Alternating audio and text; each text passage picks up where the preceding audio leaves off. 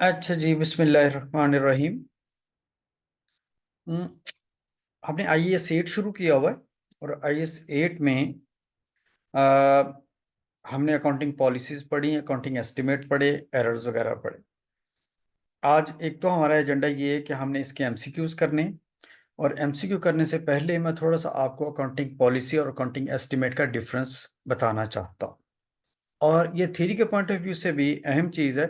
पूछा जा सकता है what is difference between accounting policy and estimates, तो उसके मैंने कुछ पॉइंट्स बनाए हैं। ये पॉइंट शायद आपके लिए हेल्पफुल हो।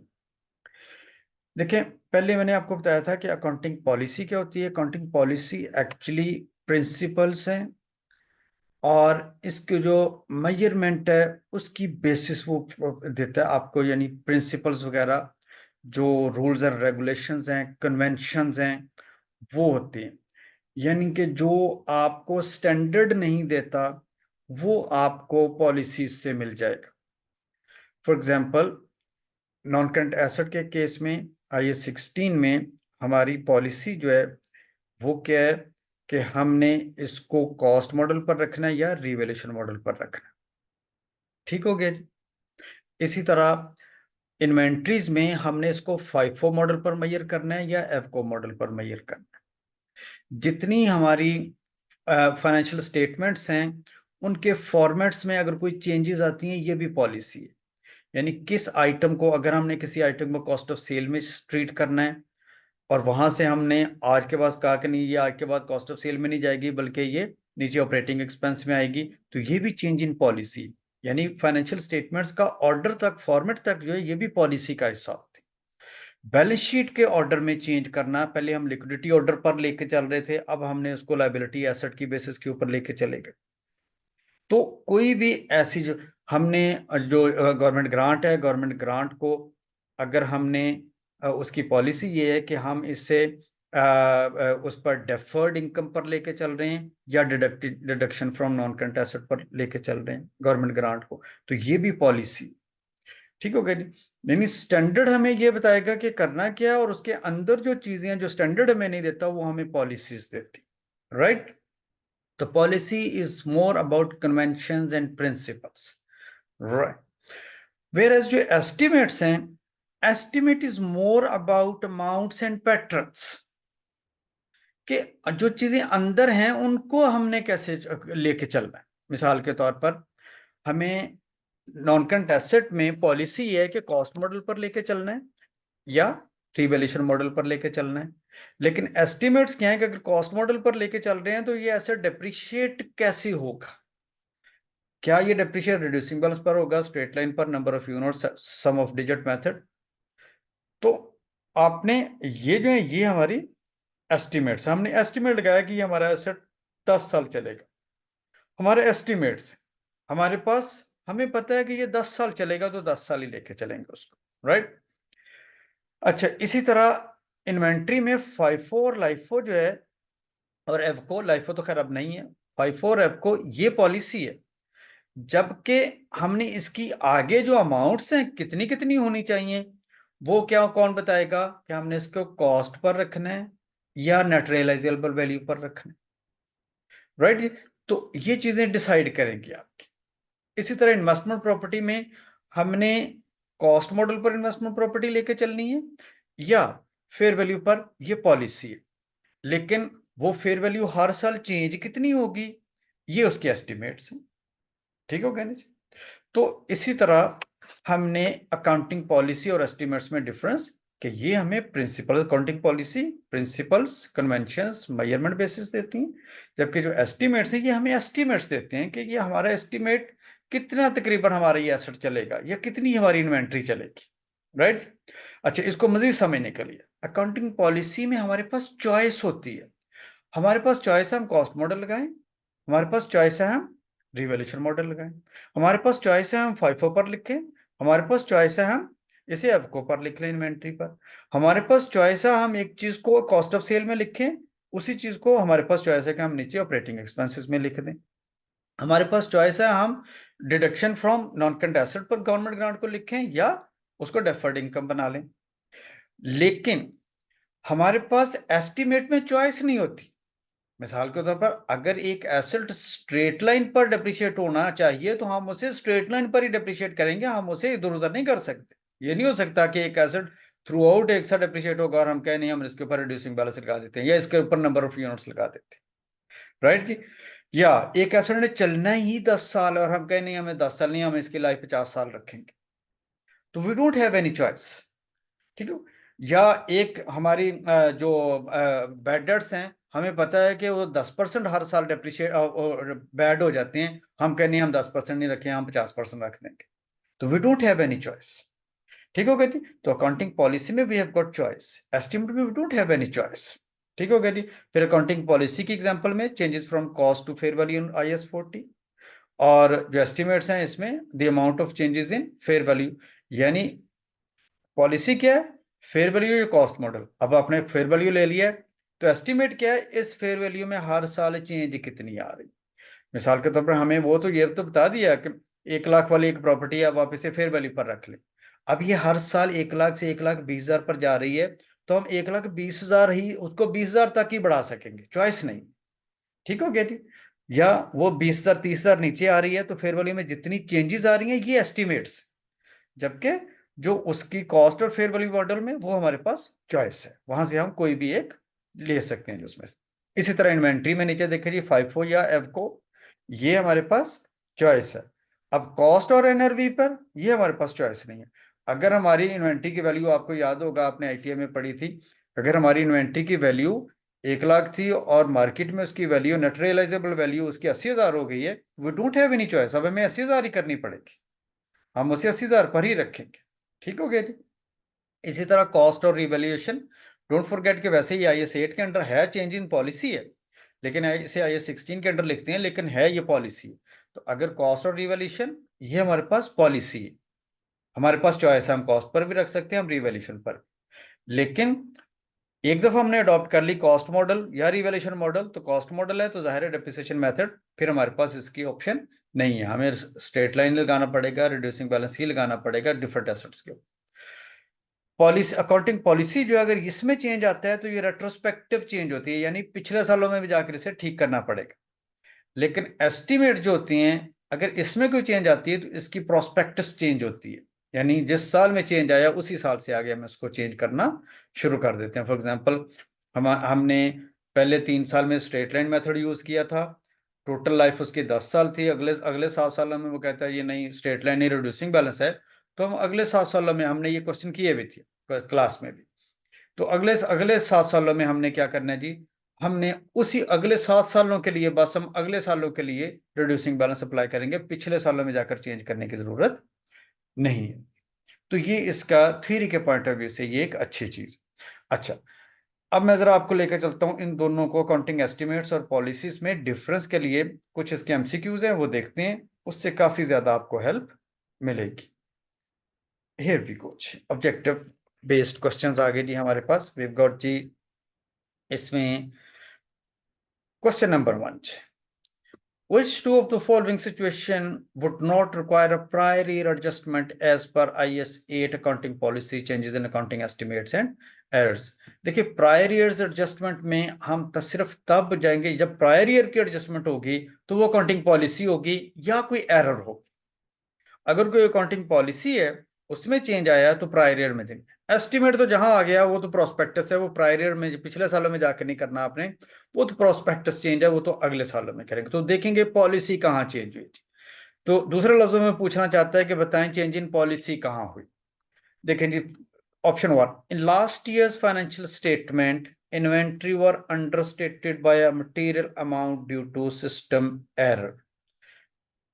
कहते जी पिछले सालों में हमारे पास एक हमारी इन्वेंट्री जो थी वो चेंज हो गई, इन्वेंट्री को चेंज, इन्वेंट्री किसकी वजह से, किसी मटेरियल एरर की वजह से। तो अगर मटेरियल एरर की वजह से इन्वेंट्री चेंज होगी तो हमें इसकी प्रायर ईयर में जाकर चेंज ठीक करना चाहिए या नहीं करना चाहिए, आपसे पूछता हूं जी।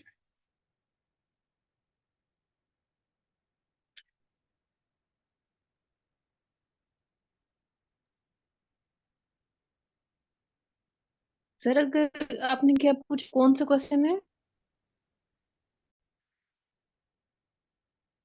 अच्छा जी, वो कहता है जी इस क्वेश्चन में, ये जो क्वेश्चन नंबर 1 है, आपने ये बताना है कि किस में प्रायर ईयर में जाकर चेंज करने की जरूरत नहीं है। इसका मतलब वो एस्टिमेट्स पूछ रहा है कि कौन कौन से एस्टिमेट्स।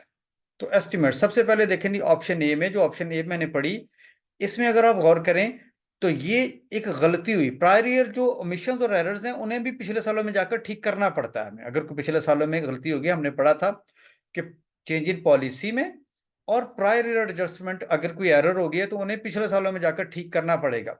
इसमें तो करना पड़ेगा, इसका मतलब है ये तो ऑप्शन नहीं, क्योंकि डोंट फॉरगेट क्वेश्चन जरूर पढ़ा करें। क्वेश्चन में पूछा है किसमें नहीं करनी पड़ेगी, इसका मतलब है ए तो नहीं है। This is actually prior year error, इसे पिछले सालों में जाकर ठीक करना पड़ेगा। दूसरा देख, a company has changed its allowances for irrecoverable receivable from 10% of outstanding debts to everything over 120 days old।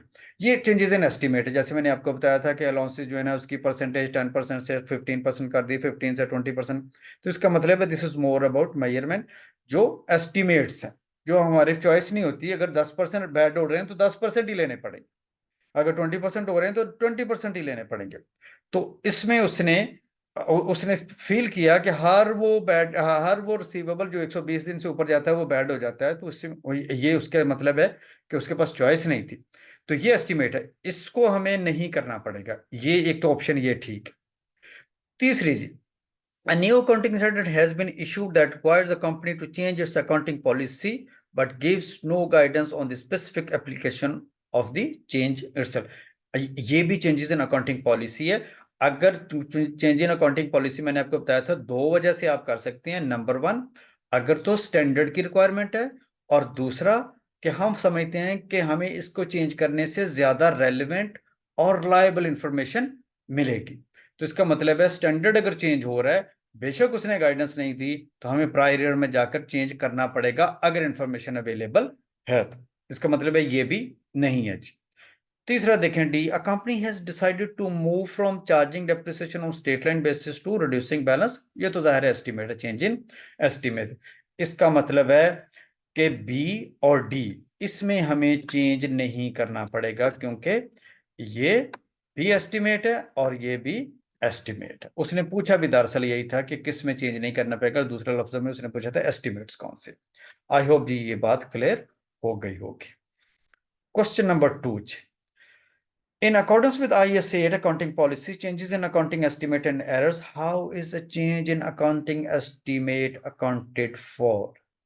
Change in account, मैंने बताया था कि जो चेंज इन अकाउंटिंग एस्टिमेट है वो जिस दिन चेंज आती है उससे आगे हम यानी प्रोस्पेक्टिव चेंज करते हैं, उससे पिछले सालों में जाकर हम उसे चेंज नहीं करते, यानी उस साल और उस साल से आगे चेंज करते हैं। तो ऑप्शन ए देखते हैं, bye changing the current year figure but not the previous years figure. बिल्कुल यही ऑप्शन उसकी राइट ऑप्शन है। करंट ईयर फिगर करेंगे, पिछले सालों में हम जाकर उसे ठीक नहीं करेंगे और इससे आगे हम इसको चेंज करना शुरू कर देंगे। दूसरी भी अगर आप पढ़ लीजिएगा, by changing the current year figures and the previous year, नहीं जी, अकाउंटिंग एस्टिमेट में ये नहीं होता। No alteration of any figure but disclosure in the notes, no जी, सिर्फ डिस्क्लोजर नहीं दे सकते, करंट ईयर में चेंज करनी पड़ेगी और उससे आगे भी चेंज करनी पड़ेगी। Neither alteration of any figure not disclosure, ना, ये तो बिल्कुल ही गलत है जी। राइट जी, ऑप्शन, इसका मतलब है option A is the right option. Current year में भी ठीक करेंगे और प्रीवियस ईयर में भी हम नहीं ठीक करेंगे। Question 3. According to IAS 8 accounting policy changes in accounting estimates and errors, how should a material error in the previous financial reporting period be accounted for in the current year? कहते जी अगर पिछले सालों में कोई गलती हुई है तो उसे हम किस तरह से ठीक करेंगे। ये मैंने आपको बताया था कि अगर पिछले सालों में कोई ठीक गलती हुई है तो हम उनकी जो कंपैरेटिव फिगर्स हैं उन सबको लेके करंट ईयर की जो रिटेन अर्निंग्स है उसे ठीक करेंगे, उसे रीस्टेट करेंगे। बाय द वे जितनी एरर्स होती हैं उन्हें रीस्टेट किया जाता है, ठीक है, उन्हें अप्लाई नहीं किया जाता, क्योंकि ऑलरेडी लिखी जा चुकी होती हैं, उन्हें ठीक किया जाता है, रीस्टेट किया जाता है, और पॉलिसी अप्लाई होती है, तो इसे हमने रीस्टेट करना होता है जी। राइट जी, तो पढ़ लेते हैं ऑप्शंस कौन कौन सी हैं। By making an adjustment in the financial statement of the current period through the statement of profit and loss and disclosing the nature of the year, नहीं जी, करंट ईयर नहीं होगा, ये प्रीवियस ईयर में भी जाना पड़ेगा हमें। By making an adjustment in the financial statement of the current period as a movement on reverse and disclosing the nature of the error in the note. नहीं, disclosure की भी जरूरत तो है, लेकिन करंट ईयर में नहीं करेंगे, करंट ईयर में करेंगे और पिछले सालों में भी जाकर उसे ठीक करेंगे और उसका कंपैरिजन भी करेंगे बाय रीस्टेटिंग। यस, ये एरर्स जब भी होगी तो वो restate by restating the comparative amounts for the previous period, हम पिछले सालों में भी ठीक करेंगे at the correct value and disclosing the nature of the errors in the note. Yes जी, पिछले सालों में भी ठीक करेंगे और उसका डिस्क्लोजर भी देंगे और ये रीस्टेट होगा, ये उसकी राइट ऑप्शन है। और तीसरा देखें, by restating the comparative amount for the previous period at the correct value but without the requirement for the disclosure, disclosure देना पड़ेगा। ये आखिरी दोनों में डिफरेंस क्या है? तो आखिरी वाला कह रहा है कि डिस्क्लोजर नहीं देना पड़ेगा, डिस्क्लोजर भी देना पड़ेगा। तो इसका मतलब है C option is the right option. Option question 4, which of these changes would be classified as a change in accounting policy as determined by IAS 8 accounting policy? Change in accounting estimate and error। कहते जी बताएं, जो इसमें ये जो नीचे दी हुई option, इनमें से चेंज इन अकाउंटिंग पॉलिसी कौन सी है? अब उसकी रिक्वायरमेंट क्या है? चेंज इन अकाउंटिंग पॉलिसी कौन सी under international accounting standard 8। By the way, ये दो के अटेम्प्ट्स पहले ये आपका एमसीक्यूज आया था आपके पेपर में, सेम एमसीक्यूज, ये अभी मैंने देखा और मेरी नजर से गुजरा है, तो मैंने ये पेपर में देखा था। अच्छा, इसमें जो गौर करने वाली चीज है कि change in accounting policy under IAS 8, और बच्चों ने क्या किया वो भी मैं आपको बताता हूं जी, होना क्या चाहिए था वो भी मैं बताता हूं। Increase the allowance for recover, ये तो एस्टिमेट अलाउंसेस का इंक्रीज डिक्रीज में। Change the method of valuing inventory from FIFO to एफको, यस ये ठीक ऑप्शन है। जो फाइफो और एफको जो है, this is change in accounting policy. Change the depreciation method, depreciation method जो ये भी अकाउंटिंग एस्टिमेट है। Change the useful life of motor vehicle from 6, ये भी अकाउंटिंग एस्टिमेट है। इसका मतलब है option B is the right option. लेकिन वहां पर जो क्वेश्चन आया था वो थोड़ा सा उसमें चेंज था, उसमें उसने यहां पर रिवैल्यूएशन और कॉस्ट भी लिखा हुआ था। तो कॉस्ट और रिवैल्यूएशन ऑल्दो है पॉलिसी, लेकिन चूंकि वो IAS 16 के अंडर आती है और इसने पूछा था IAS 8 के अंडर, तो इसलिए अगर IAS 8 के अंडर वो पूछेगा कौन सी अकाउंटिंग पॉलिसी है, तो उसे हम as accounting policy IAS revaluation और कॉस्ट को नहीं लिखेंगे, क्योंकि वो IAS 16 के अंडर डील होती, राइट जी। हाँ, लेकिन अगर वो कहे अकाउंटिंग पॉलिसी, फिर वो है। आई होप जी ये बात क्लियर है जी। अच्छा जी, next comes question 5। In which two of the following situation can a change in accounting policy be made by an entity? कहते हैं जी, चेंज इन अकाउंटिंग पॉलिसी कब कब हो सकती है? मैंने आपको बताया था दो तरह से हो सकती है, एक तो IFRS यानी स्टैंडर्ड की रिक्वायरमेंट है, और दूसरा ये है कि हम खुद समझते हैं कि इसके जो रिजल्ट्स हैं वो ज्यादा रिलायबल और ज्यादा रेलेवेंट होंगे। तो ये दोनों देख लीजिएगा जहां पर आए। मेरा ख्याल एक तो पहले यही है, दूसरा नहीं है, तीसरा नहीं, चौथे वाला। तो ए और डी जो है ये राइट ऑप्शन, ए और डी राइट ऑप्शन है। एक तो हम अकाउंटिंग चेंजेस इन पॉलिसी तब कर सकते हैं जब स्टैंडर्ड चाहे, या हम खुद समझें कि इसकी जो रिजल्ट है वो ज्यादा रिलायबल और ज्यादा रेलिवेंट होंगे। तो ये भी देख लीजिएगा जी। नेक्स्ट कम्स जी question 6। Which one of the following would be treated under IAS 8 accounting policy? Change in accounting estimates and error as accounting policy। जी, तो हाँ, ये वाला वो क्वेश्चन था जो आया था वहां। ओके, इसमें शायद वो ऑप्शन नीचे आपको नजर आएगी। कहते जी बताएं, IAS 8 के अंडर चेंजेस इन पॉलिसी कौन सी है? नंबर 1 जी, a change in valuation of inventory from weighted average to FIFO। Yes, ये तो हम पहले डिसाइड करते हैं। A change of depreciation method, ये एस्टिमेट है, ये पॉलिसी नहीं है। Adoption of revaluation model for non current asset जो प्रीवियसली कॉस्ट पर, ये देखें उसने रिवैल्यूएशन मॉडल से और रिवैल्यूएशन मॉडल अडॉप्ट किया नॉन करंट एसेट का के ऊपर जो पहले कॉस्ट पर था, यानी कॉस्ट से रिवैल्यूएशन मॉडल पर शिफ्ट हुआ है। ये चेंज इन पॉलिसी है, लेकिन ये IAS 8 के अंडर नहीं आती, ये IAS 16 के अंडर आती है, इसलिए हम इसे IAS 8 के अंडर राइट ऑप्शन नहीं कहेंगे। इसका मतलब है ये भी नहीं। Capitalisation of borrowing cost which है arisen for the first time. नहीं जी, कैपिटलाइजेशन जो है ना, ये तो IAS 8 का हिस्सा ही है, और सॉरी IAS 23 का हिस्सा होती है। तो ये भी चेंज इन पॉलिसी नहीं है, बल्कि ये एप्लीकेशन ऑफ द पॉलिसी है। अच्छा जी, तो इसका मतलब है जी, हम कह सकते हैं कि जो चेंज इन पॉलिसी है, वो जो पॉलिसी है वो कौन सी है? ये पहले वाली जो ऑप्शन ए है, this is the only option जो कि पॉलिसी, अकाउंटिंग पॉलिसी है। बाकी सबके साथ ये एस्टिमेट है, ये है पॉलिसी लेकिन IAS 16 के अंडर आती है, और ये भी पॉलिसी नहीं है, ये भी estimates. Question 7, which of the following would be a change in accounting policy in accordance with IAS 8 accounting policy changes in the accounting estimate and errors? ये भी वही क्वेश्चन है, इसमें भी देख लेते हैं। Adjustment of the residual value जो है ना, इसकी एडजस्टमेंट ये चेंजेस इन एस्टिमेट है, ये नहीं जी।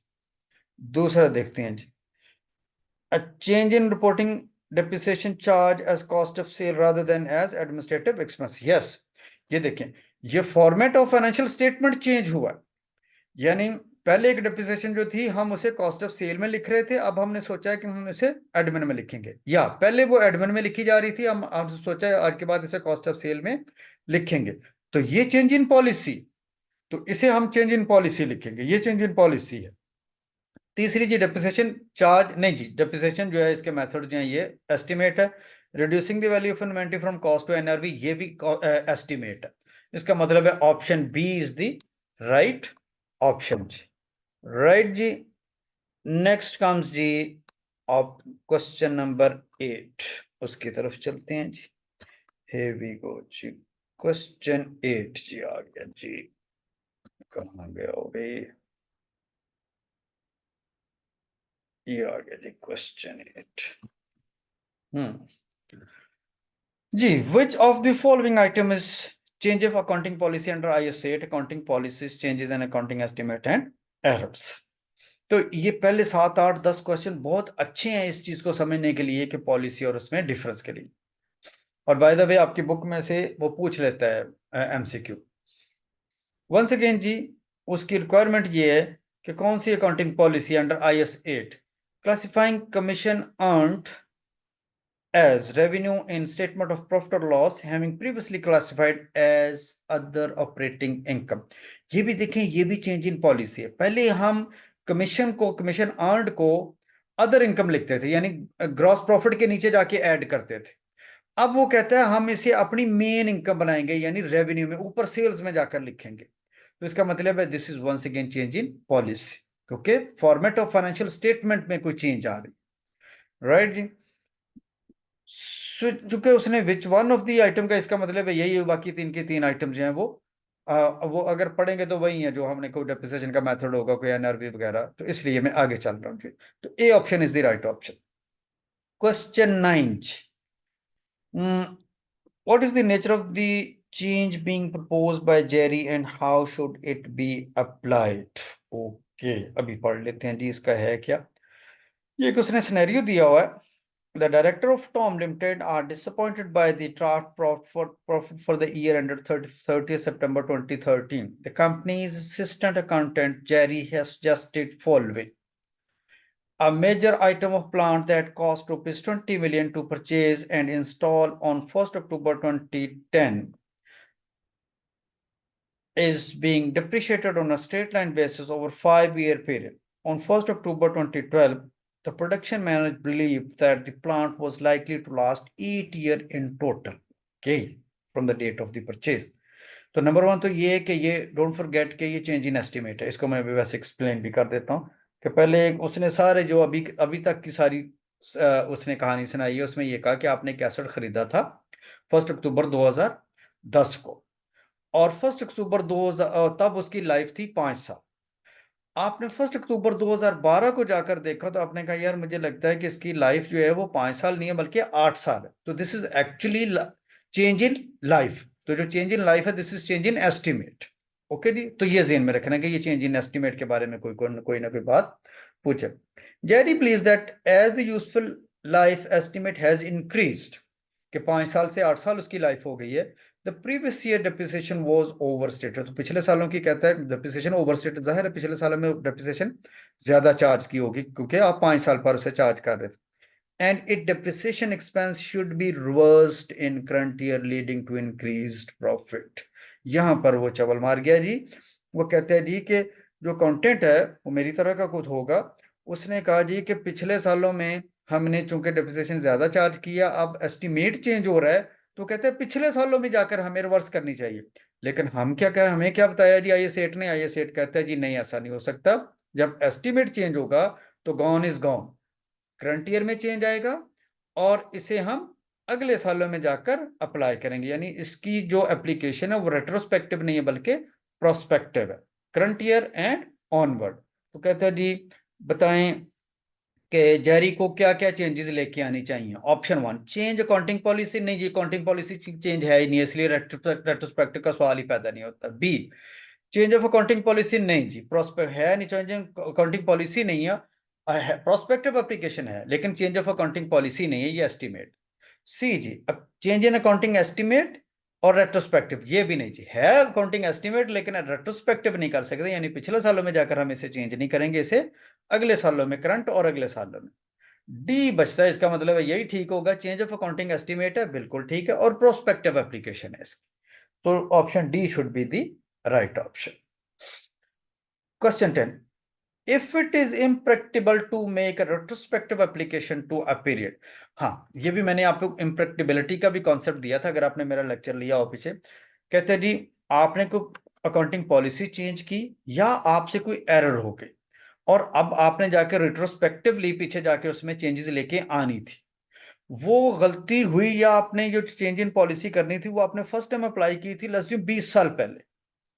अब आपको पिछले पूरे 20 साल का रिकॉर्ड चेंज करना चाहिए, लेकिन जब आप पीछे गए तो पता चला कि हमारे पास तो रिकॉर्ड अवेलेबल ही पिछले सिर्फ 5 साल का, तो प्रैक्टिकली पॉसिबल ही नहीं है कि हम पिछले 20 सालों में जाकर उसे ठीक कर सकें। तो ऐसी सिचुएशन में फिर IS8 कहते हैं कि अगर आप अकाउंटिंग पॉलिसी चेंज कर रहे हैं या कोई एरर होगी उसे ठीक कर रहे हैं, तो वैसे तो शुरू से ठीक करें, लेकिन अगर शुरू से डाटा अवेलेबल नहीं है तो जितनी देर का डाटा अवेलेबल है आप सिर्फ उतनी देर का उसे जाकर ठीक करते हैं, तो जितना प्रैक्टिकली पॉसिबल। फाइन, तो ये ज़हन में रखिए जी। क्वेश्चन तो कहता है प्रैक्टिकली, ये उसने पूछा इस क्वेश्चन में कि if it is impractical to make a retrospective application to a period, तो कहते हैं जी फिर to make the change only to the current period. नहीं जी, अगर पिछले जितने सालों का अवेलेबल है उतना जरूर करें। apply the change to the earliest period that is practically available। yes, जो practically available है, ये this option should be the right option। c, do not make the change। नहीं जी, ऐसा नहीं है। make the change in next year। no, ये भी नहीं है जी। तो जितना मैक्सिमम अवेलेबल है वो करेंगे, तो option B is the right option. इसके ऊपर आप थ्योरी में भी पूछ सकते हैं, what is the concept of impracticability. Question 11, which two of the following would be treated as a change of accounting policy। लो जी, once again जी, entity has received its first government grant and is applying the deferred income method। देखें ये this is not, although this is policy कि हम apply कर रहे हैं, this is not change। उसने पूछा चेंज इन अकाउंटिंग पॉलिसी कौन सी। आपने ग्रांट ली और आपने सोचा कि मैं डेफर्ड इनकम पर मैं इसको डेफर्ड इनकम मेथड अप्लाई करूंगा, तो this is actually the direct application, this is not change in accounting policy, this is policy. ये छोटी छोटी चीजें ध्यान रखिएगा कि चेंज इन अकाउंटिंग पॉलिसी और पॉलिसी। हाँ, अगर इसकी रिक्वायरमेंट होती what is the accounting policy, तो ये पहली वाली ऑप्शन अकाउंटिंग पॉलिसी। दूसरा जी, entity has revalued its property up to now they had all been carried at historical cost। देखिए कॉस्ट मॉडल से आप रिवैल्यूएशन मॉडल में बदल रहे हैं, तो ये चेंज इन अकाउंटिंग पॉलिसी है, ऑल्दो IS16 के अंडर है लेकिन चेंज इन अकाउंटिंग पॉलिसी है। राइट जी, तो ये चेंज इन अकाउंटिंग पॉलिसी लिखी जाएगी। हाँ, वो कह देता IS8 के अंडर कौन सी अकाउंटिंग पॉलिसी में चेंज है, तो फिर ये भी ऑप्शन गलत हो जानी थी क्योंकि IS16 के अंडर डील होती। ऑप्शन सी जी, entity has reclassified certain expense from other operating expenses to cost of sale. ये भी मैंने आपको बताया था, ये भी accounting change in accounting policy है। तो उसने दो ही पूछे थे, इसका मतलब है ऑप्शन बी एंड सी ये दोनों अकाउंटिंग पॉलिसी में चेंज होनी चाहिए। एंटिटी हैज इंक्रीज, ये तो खैर जाहिर है, ये मैंने बताया था, ये अकाउंटिंग एस्टिमेट है, ऑप्शन 4 जी। तो option B and C should be the right option.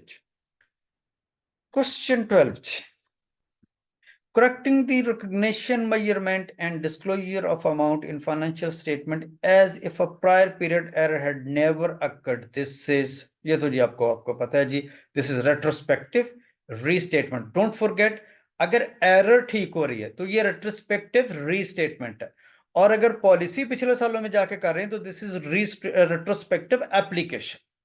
यानी पॉलिसी की अप्लाई करने में रेट्रोस्पेक्टिव एप्लीकेशन का वर्ड यूज होगा, और एरर को ठीक करने में ये रेट्रोस्पेक्टिव रीस्टेटमेंट है, क्योंकि हमने पहले लिख लिया होता है, उसे जाके रीस्टेट करते हैं, तो ये this is the right option जी। तो रेट्रोस्पेक्टिव रीस्टेटमेंट, एप्लीकेशन नहीं जी, ये पॉलिसी के लिए वर्ड यूज होता है, तो ये भी नहीं है और ये भी नहीं है जी। Question 13, specific principle basis conventions rules and practices, वैसे ये अकाउंटिंग पॉलिसी की डेफिनेशन है, आगे शायद यही पूछा होगा कि दिस डिफाइंस क्या है जी, ये अकाउंटिंग पॉलिसी है, ये हमने वहां पर भी पढ़ा था, तो दिस इज अकाउंटिंग पॉलिसी।